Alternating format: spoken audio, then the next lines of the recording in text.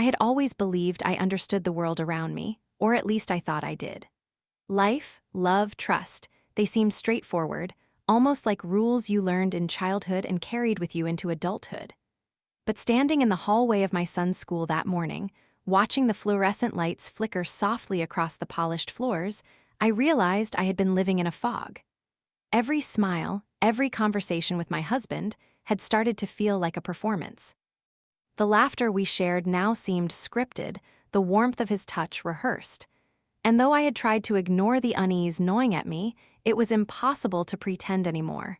Something had shifted, though I couldn't yet name it.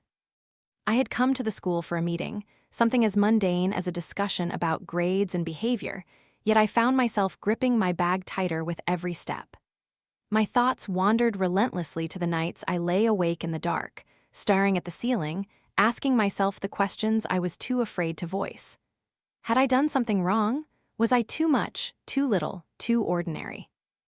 I had caught glimpses of glances, moments where his gaze lingered on someone else, and I had shoved them away, telling myself it was paranoia, that I was imagining things. But deep down, I knew the truth wasn't so simple. The principal's office was at the end of the hall, and as I approached, I noticed how quiet everything felt.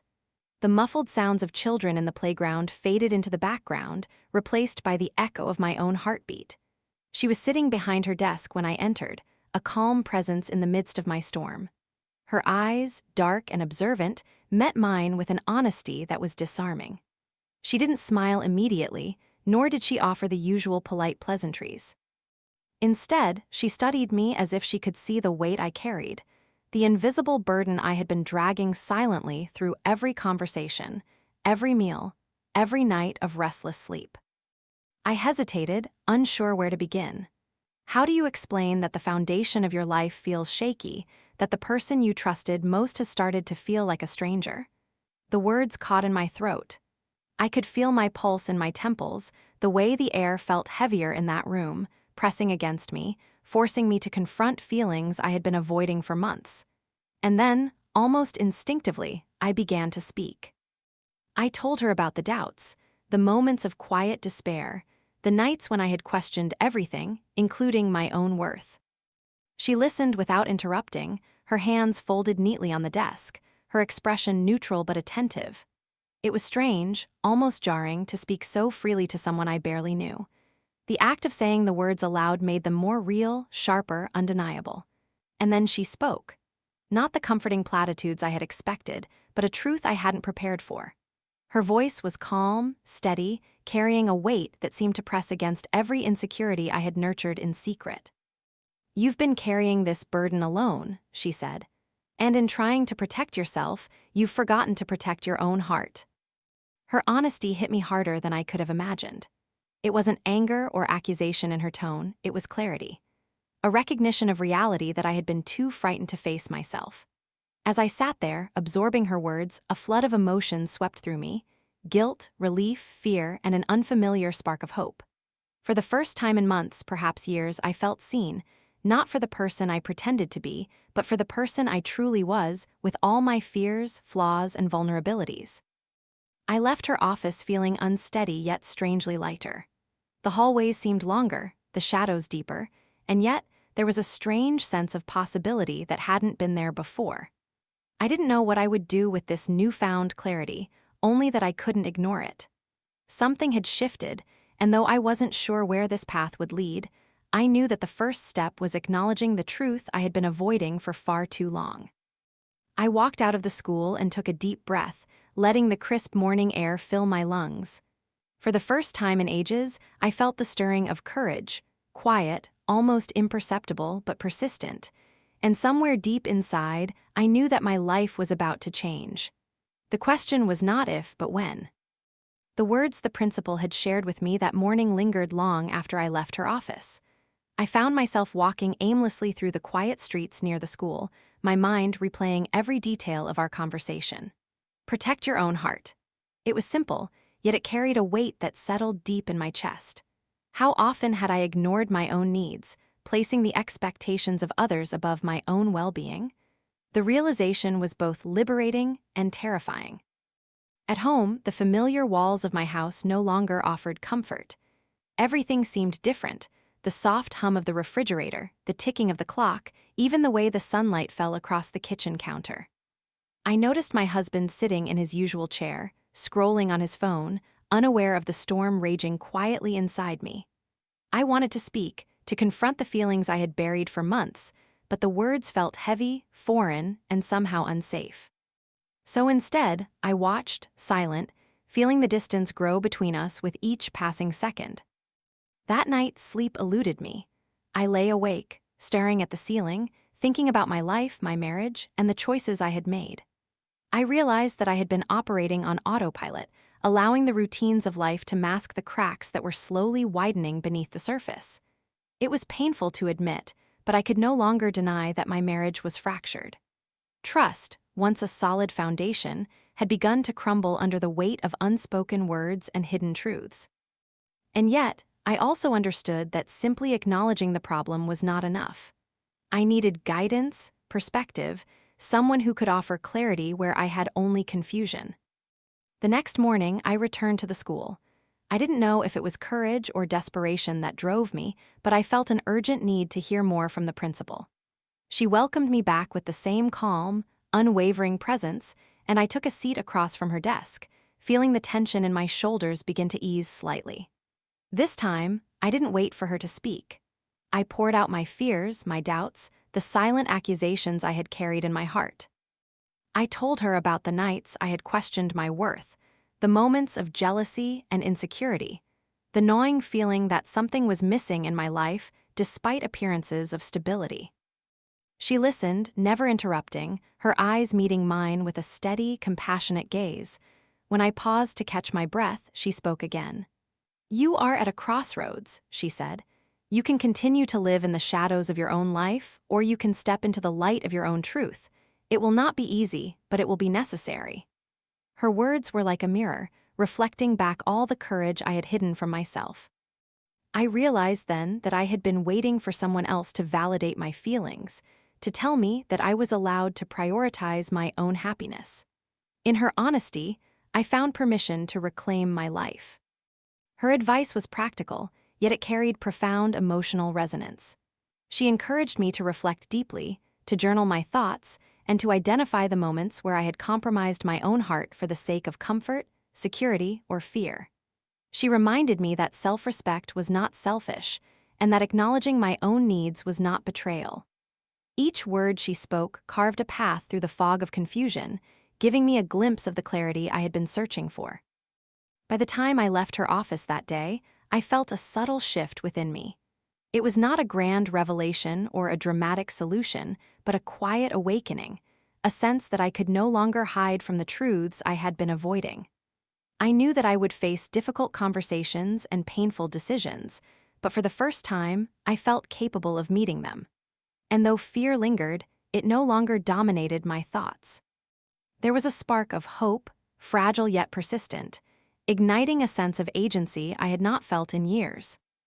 That evening, I sat at my kitchen table with a pen and a notebook, writing furiously as the memories and realizations poured out of me.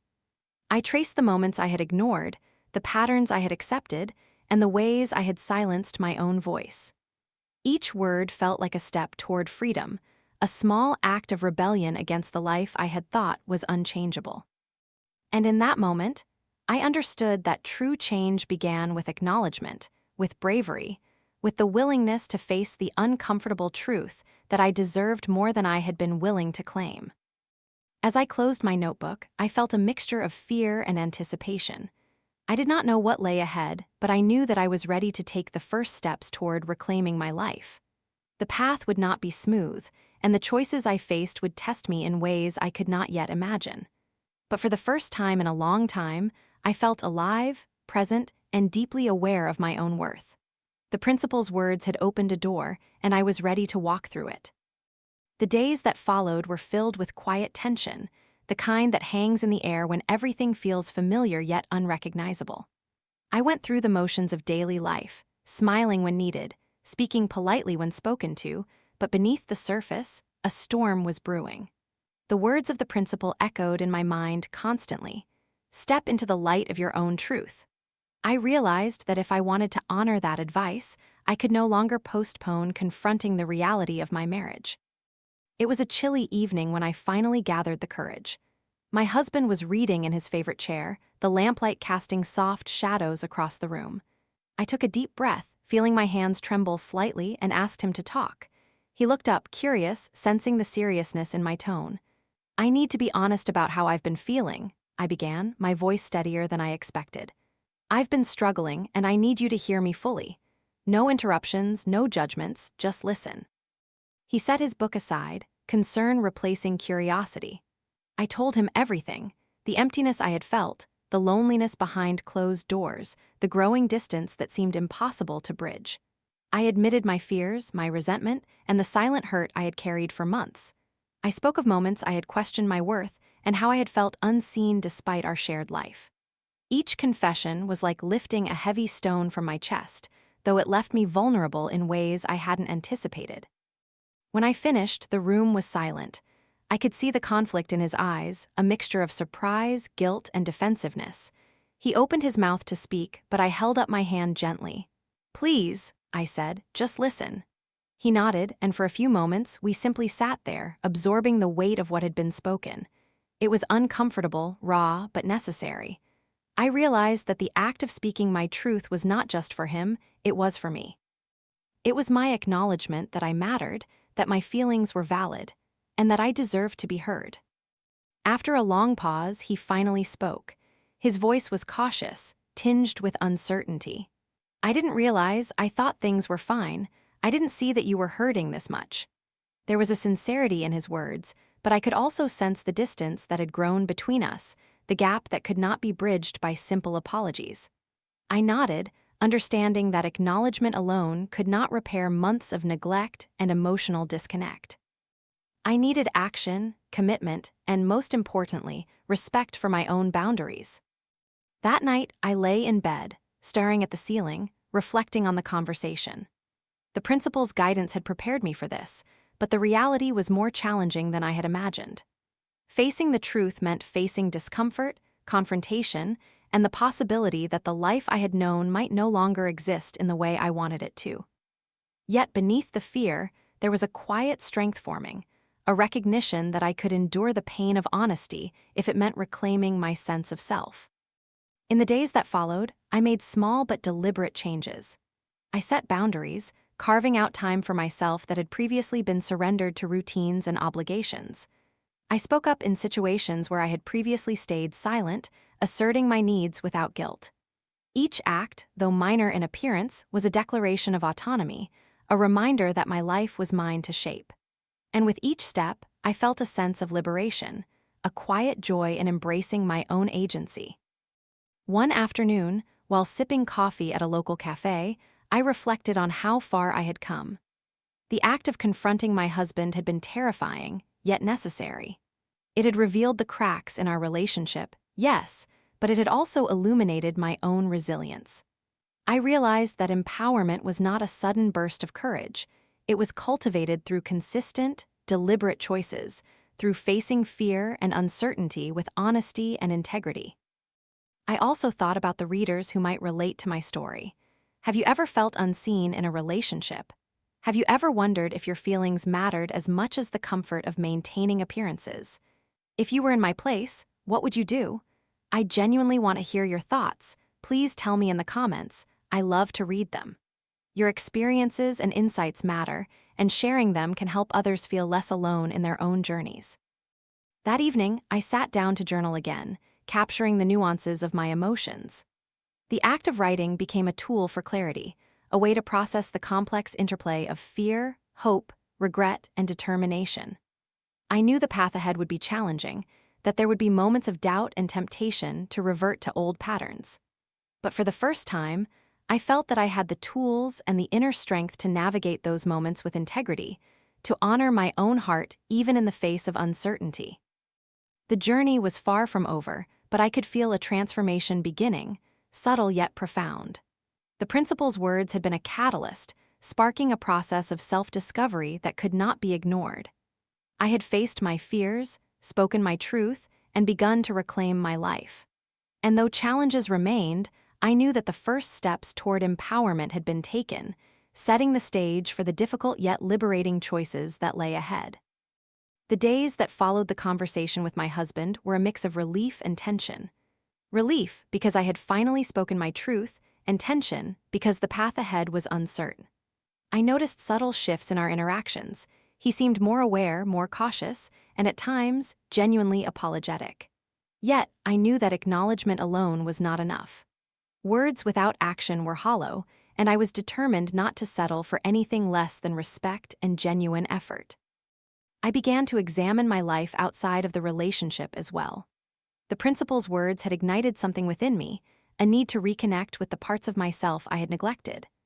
I returned to hobbies I had abandoned, started journaling regularly, and sought out moments of solitude to reflect on my desires and aspirations. It felt almost revolutionary, this reclaiming of my own time and space. For years, I had measured my worth against the happiness and approval of others. Now, I measured it against my own sense of fulfillment, and it was both liberating and terrifying. One evening, as I walked through the quiet streets near my home, I reflected on the power of choice. I realized that I had spent so much of my life living on autopilot, allowing circumstances and the expectations of others to dictate my path. But now, I was consciously choosing to honor my feelings, to protect my heart, and to prioritize my well-being. I understood that choosing myself was not selfish, it was necessary. And it was a choice I could reaffirm every single day. The tension with my husband reached a peak when he tried to initiate a conversation about fixing things between us.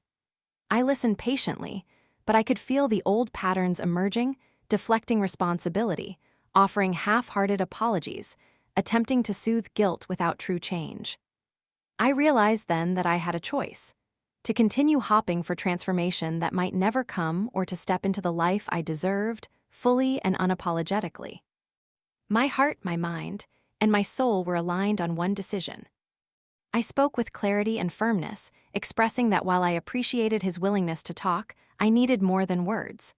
I needed consistency, respect, and a genuine commitment to addressing the issues that had caused distance between us. If those changes were not possible, I would need to make a different choice, a choice that honored my well-being. There was a pause, heavy and loaded with unspoken truths, as he absorbed the weight of my words. I felt no fear in that moment, only a quiet certainty. Choosing myself was not about leaving him out of spite. It was about reclaiming my power, asserting my boundaries, and refusing to compromise my dignity. I reminded myself that life is short, and our emotional energy is precious. Every moment spent trying to salvage a relationship without mutual effort was a moment stolen from my growth, my joy, and my potential. For the first time, I felt the clarity that comes when fear gives way to self-respect. In the following weeks, I established routines that reinforced my autonomy. I spent time with friends who uplifted me, pursued projects that challenged and inspired me, and nurtured my emotional and mental health. I became more attuned to my intuition, recognizing when situations or people were draining my energy or diminishing my worth. This heightened awareness became a tool, guiding my decisions and helping me navigate interactions with discernment and confidence. I also thought about the lessons I had learned from the principal. His honesty had not been about judging my choices or lecturing me. It had been about illuminating the importance of self-awareness, integrity, and courage. It struck me that guidance often comes in unexpected forms, from people who care enough to speak truth without sugarcoating, who challenge us to face discomfort for the sake of growth. I carried this lesson forward, determined to live a life anchored in truth rather than convenience. One afternoon, as I reflected on everything, I realized that the journey of self-empowerment was not linear. There were moments of doubt, moments when old fears resurfaced, moments when the familiar pull of dependency whispered to me. But I faced each one with intention, reminding myself that my commitment to myself outweighed temporary discomfort. And with each challenge, my resolve strengthened, my sense of identity deepened, and my capacity for joy expanded. If you've ever found yourself at a crossroads, questioning whether to prioritize your own happiness over obligation or fear, I want you to consider this. What would you do in my place? Would you speak your truth, even if it meant facing discomfort. Please tell me in the comments. I love reading your thoughts and learning from your experiences. Sharing your perspective can help others find the courage to make their own empowering choices. By the end of that month, I felt a transformation taking root. The tension with my husband remained, but it no longer defined my peace or my sense of self. I had chosen myself, embraced my autonomy, and begun the journey of reclaiming my life. And though the path ahead was uncertain, I knew that no matter what happened, I had the strength, clarity, and courage to navigate it on my own terms. The weeks turned into months, and with each passing day, I felt the weight of the past lifting. Choosing myself had been the hardest decision of my life, but also the most rewarding. I discovered a freedom I had never known, a freedom that allowed me to breathe, to think, and to feel without constant compromise. The world, once confined by expectations and obligations, now seemed wide and full of possibilities. My husband and I maintained minimal contact during this time. It wasn't born out of anger, but out of necessity. I realized that for healing to occur, space was required, not just from him, but from the patterns that had dictated my life for so long. In those quiet moments, I reflected on the journey that had brought me here. The betrayal, the confrontation, the conversation with the principal, and ultimately, the choice to prioritize my own well-being. Each step had been a lesson, each challenge a test of courage, and each decision a reaffirmation of self-respect. One afternoon, I found myself sitting in a cafe sipping coffee as sunlight streamed through the windows. Across from me sat a friend I had reconnected with during this period of self-discovery. We talked about dreams, regrets, and the lessons life teaches us when we finally decide to listen. I realized that surrounding myself with people who uplifted me was as essential as any personal reflection. Support, encouragement, and shared wisdom became the pillars on which I rebuilt my confidence and self-esteem. There were moments of loneliness, of course. The absence of a familiar presence sometimes felt like a void. But rather than filling it with dependency, I chose to embrace it as a space for growth. I explored new interests, revisited old passions, and nurtured relationships that had previously taken a backseat. Slowly, I recognized that true happiness does not stem from someone else's approval, but from alignment with one's own values, desires, and aspirations. In this process, I also began to forgive, not for the sake of others, but for myself. Forgiveness allowed me to release the emotional burden I had carried for so long. I acknowledged my pain, validated my feelings, and then let go. This act of self-compassion was transformative, providing clarity and peace I had never thought possible. The past no longer controlled me. I controlled how it shaped me. One evening, as I prepared for bed, I reflected on how far I had come. The principal's words echoed in my mind. Sometimes, the truth we need most comes from the courage of others willing to speak it. Indeed, his honesty had sparked a chain reaction that led me to reclaim my life. I realized that guidance often comes disguised as confrontation, that discomfort can be a catalyst for profound growth, and that choosing oneself is both an act of bravery and love. As my confidence grew, so did my sense of purpose. I became more intentional in my actions, clearer in my communication, and firmer in my boundaries. Life no longer felt like a series of compromises. It felt like a canvas upon which I could paint with authenticity, courage, and intention. I embraced opportunities I had once ignored, pursued goals I had once feared, and cultivated relationships that nourished my spirit. Through this journey, I also reflected on the question I wanted to leave with my readers. If you were in my place, faced with betrayal and the choice between staying in comfort or reclaiming your power, what would you do? Would you speak your truth, even if it meant stepping into uncertainty? Please tell me in the comments. I love reading your thoughts and learning from your experiences. Your courage to reflect and share can inspire others to make the empowering choices they deserve. By the time the year drew to a close, I had transformed not only my circumstances, but also my mindset. I was no longer defined by betrayal, fear, or dependency. I was defined by strength, clarity, and the conscious choice to prioritize my happiness. Life had become a journey of self-discovery, empowerment, and resilience. I felt a sense of peace and fulfillment that was hard-earned, yet deeply deserved. Looking back, I understood that the pivotal moment, the conversation with the principal, the decision to confront my reality, and the choice to honor myself, had fundamentally altered the trajectory of my life. It reminded me that the power to change our lives always resides within us.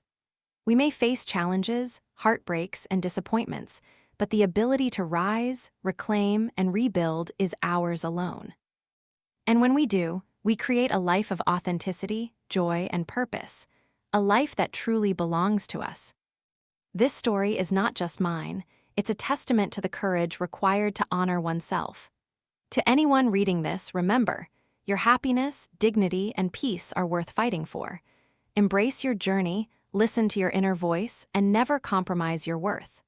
The moment you choose yourself, the world shifts in ways you could never have imagined. Time has a way of revealing what truly matters. The lessons I learned during the most challenging period of my life didn't fade. They became the foundation upon which I built my future. Every conversation, every tear, every moment of uncertainty had led me to a deeper understanding of myself and the kind of life I deserved. What once felt like chaos now felt like a carefully orchestrated path toward clarity, growth, and freedom. One afternoon, I received an unexpected message from my former husband. His tone was cautious, almost tentative. He apologized for the ways he had hurt me, for the lack of understanding, for the choices that had caused so much pain. I read his words carefully, recognizing the sincerity but also acknowledging that I was no longer the same person I had been. Forgiveness had softened my heart, but it had not erased the lessons I had learned. I responded with gratitude for his honesty, but made it clear that my life had moved in a new direction, a direction defined by self-respect, peace, and autonomy. Reconnecting with old friends and nurturing new relationships became a central part of my growth. I realized that the people we surround ourselves with profoundly impact how we see ourselves and the world. I gravitated toward individuals who uplifted, inspired, and challenged me in positive ways. Their support was not about dependence, it was about mutual respect and encouragement. Together, we celebrated achievements, navigated setbacks, and reminded one another of our strength. During this time, I also revisited the lessons shared by the school principal. His honesty, his willingness to speak difficult truths, and his belief in my ability to rise above my circumstances had left a lasting impression. I began to see that guidance and mentorship can come in unexpected forms, and that sometimes the most transformative advice is delivered in moments of vulnerability. His words had given me permission to honor my feelings, confront reality, and take decisive action. And for that, I remained endlessly grateful. Life started to feel richer, more vibrant. I traveled to places I had once dreamed of visiting, explored new hobbies, and invested in personal growth in ways I had previously neglected. Each experience, no matter how small, reinforced the importance of living authentically. I no longer measured my worth by the opinions of others or by the expectations imposed upon me. Instead, I measured it by the joy, fulfillment, and integrity I experienced daily. There were moments of reflection, of course, occasions when memories of betrayal and disappointment resurfaced. But rather than allowing these memories to pull me backward, I used them as reminders of my resilience. Every challenge I had faced had shaped me, strengthened me, and prepared me for the life I now led. I understood that suffering, when processed with intention and self-compassion, can be a powerful catalyst for growth and transformation. As I continued to build my life, I found ways to share my journey with others. Whether through conversations, mentorship, or storytelling, I realized that vulnerability and honesty can inspire and empower. Sharing my experience became a form of healing, a way to connect with those who may be facing similar struggles, and a reminder that none of us need to navigate life's challenges alone. I invited readers and listeners to reflect on their own situations, to ask themselves the hard questions, and to take courageous steps toward change. And so, I return to the question I have asked throughout this journey. If you were in my place, faced with betrayal and the choice between staying in comfort or reclaiming your power, What would you do? Please tell me in the comments. I love reading your thoughts and learning from your experiences. Your reflections may inspire someone else to take that crucial step towards self-respect and freedom. Looking forward, I see a life filled with possibility. The lessons of the past are not burdens, they are guides. I have learned that courage is not the absence of fear, but the willingness to act in spite of it. That growth often requires discomfort, and that true happiness comes from honoring oneself above all else. I am no longer defined by mistakes, betrayals, or past expectations. I am defined by my choices, my resilience, and my commitment to living authentically. In the quiet moments, I reflect on the journey that brought me here, the heartbreak, the guidance, the confrontation, and ultimately, the choice to prioritize myself. Each step was necessary, each challenge a teacher, each decision a declaration of self-worth. I am stronger, wiser, and more capable than I ever imagined. The future is no longer uncertain or intimidating. It is a canvas awaiting the colors of my intentions, hopes, and dreams. This story concludes with a message for anyone facing a pivotal choice in life. Your happiness, dignity, and peace are worth fighting for. Embrace your journey, listen to your inner voice, and never compromise your worth. The moment you choose yourself, everything changes. Life becomes a journey of empowerment, discovery, and authenticity, a life that truly belongs to you.